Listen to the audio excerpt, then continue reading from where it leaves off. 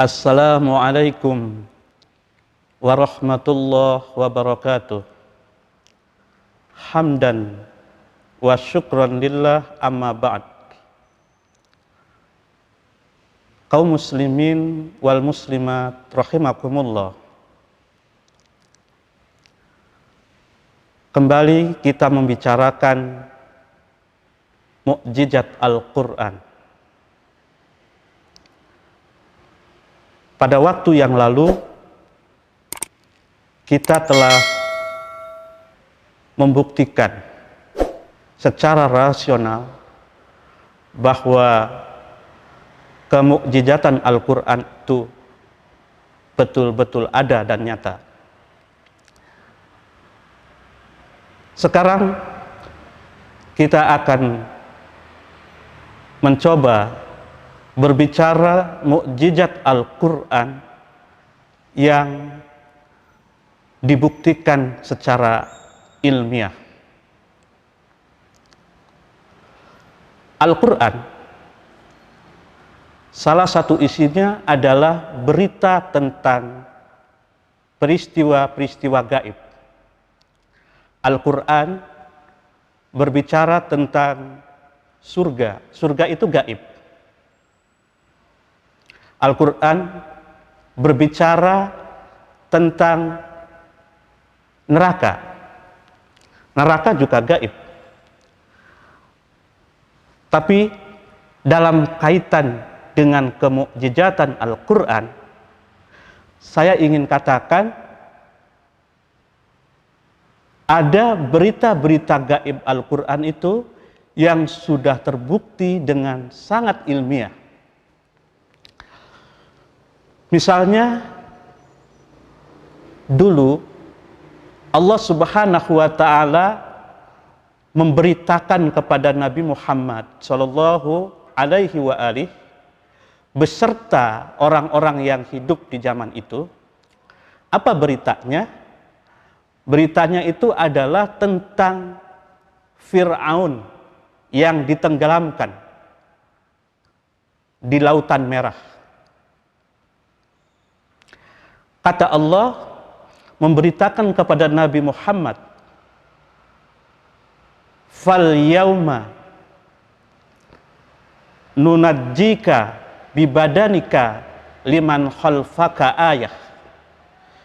Ketika Fir'aun tenggelam di Lautan Merah itu karena mengejar-ngejar Nabi Musa dan para pengikutnya, Allah menyatakan kepada Fir'aun, pada hari ini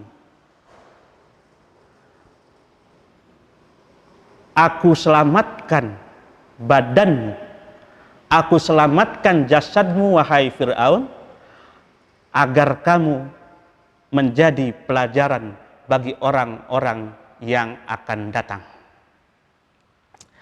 Ketika berita ini diterima oleh Nabi, oleh orang-orang yang hidup sejaman dengan Nabi, Nabi dan orang-orang itu tidak tahu di mana jasad Fir'aun itu diselamatkan. Ini artinya bagi Nabi dan orang-orang yang sejaman waktu itu, ini berita gaib. Sampai kemudian zaman sahabat, zaman tabi'in masih gaib. Jasad Fir'aun yang ditenggelamkan di Lautan Merah itu di mana adanya, itu gaib. Baru akhir-akhir ini kemudian itu ditemukan dengan cara sekali lagi yang sangat ilmiah. Bagaimana penjelasannya? Pada tahun 1896 ada seorang peneliti purbakalawan namanya Loret. Dia menemukan di lembah-lembah para raja di Mesir. Menemukan apa? Menemukan satu sosok yang terbungkus dengan rapi. Tapi belum diketahui siapa sosok itu. Baru kemudian pada tahun 1907, peneliti lain yang bernama Elliot Smith itu mencoba kain yang membungkus sosok itu dibuka. Begitu dibuka, ternyata sosok itu adalah sosok jasad. Jasad manusia yang masih sangat utuh. Sampai di sini belum diketahui siapa manusia itu. Baru-baru ini, sekitar tahun 1975, peneliti lain dari Perancis, ahli bedah Perancis itu, bernama Maurice Buchel, itu ternyata penasaran karena untuk kesekian kalinya oleh Maurice Buchel, jasad itu yang terbungkus rapi itu dibuka kembali, dan Maurice Buchel itu menemukan di situ ada bekas-bekas garam.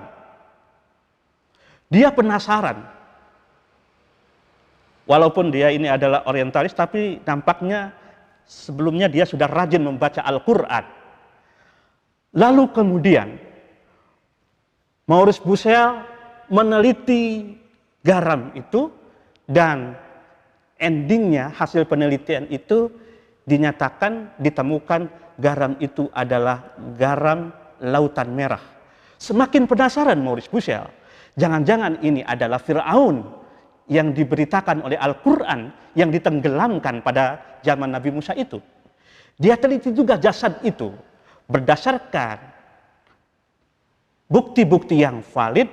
Ternyata jasad itu adalah jasad seorang raja yang bernama Maniptah, dan Maniptah itulah yang diberi nama, disebut oleh Al-Quran sebagai Fir'aun.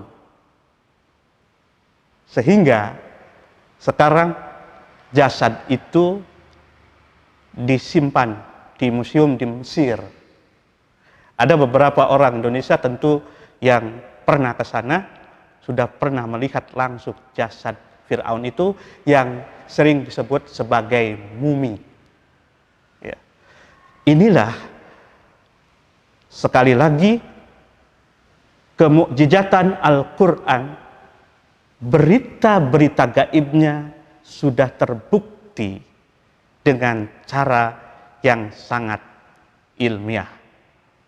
Jadi istilah sebutan Al-Quran sebagai mukjizat itu bukan omong kosong, tapi itu bisa dibuktikan baik secara rasional maupun secara